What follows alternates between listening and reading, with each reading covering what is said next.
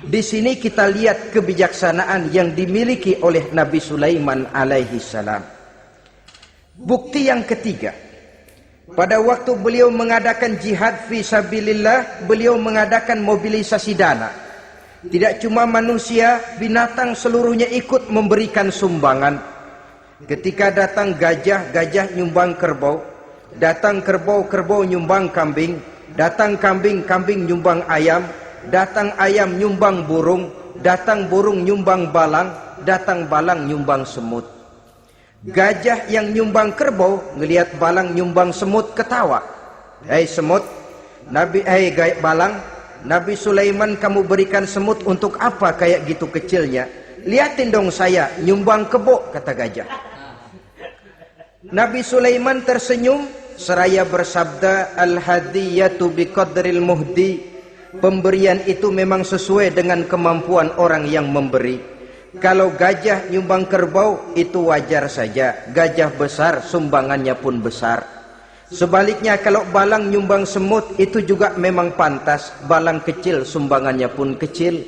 Yang tidak wajar kalau ada balang mau nyumbang kerbau, ada gajah nyumbang semut. Di sini kelihatan watak yang bijaksana dari Nabi Sulaiman alaihi salam. Ini merupakan ciri keistimewaannya. Setiap rasul dibekali dengan sifat ini yang namanya sifat fatonah. Cerdik, cerdas, dan bijaksana. Yang ini memang merupakan mukjizat.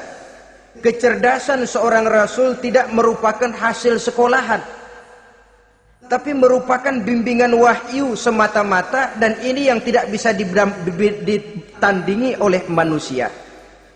Jadi jangan lalu ngambil dalih Rasul aja nggak sekolah pinter lalu ikut nggak sekolah, ya goblok terus. Itu khususiat kok. Sifat yang namanya fatona itu merupakan bimbingan daripada wahyu. Adapun manusia, jikalau dia mau cerdik, jikalau dia mau cerdas, jikalau dia mau bijaksana, dia harus belajar. Dia lewat bangku sekolah, dia lewat teman bergaul, dia lewat bertanya kepada orang-orang pandai, atau autodidak. Dengan hidup banyak membaca dari kehidupan ini. Dengan demikian nilai kecerdikan, kecerdasan dan kebijaksanaannya akan bisa meningkat adanya. Ini keistimewaan pertama.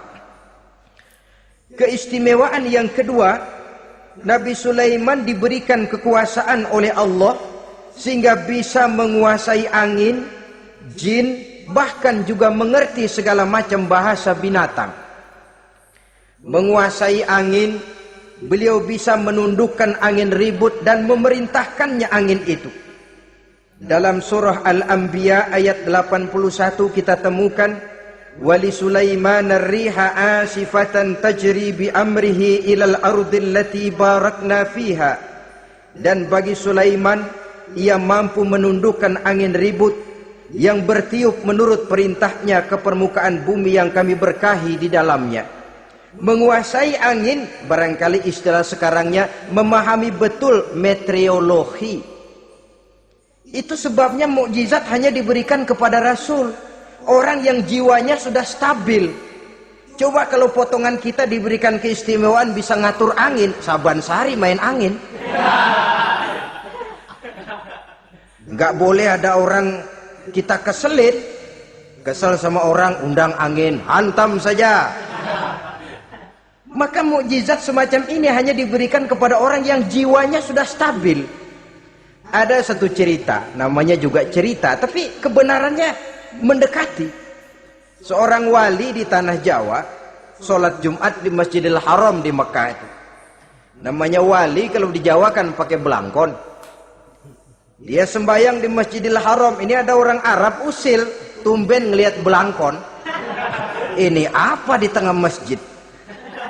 Dia tepak belangkon itu, miring di atas kepala. Begitu belangkonnya miring, tanah kayaknya ikut miring. Sehingga penduduk heran, ini apa tanah jadi miring begini? Lalu ada seorang wali juga yang alim dan mengerti, lihat-lihat di tengah Masjidil Haram ada belangkon miring di atas kepala. Jangan-jangan ini sebabnya ini.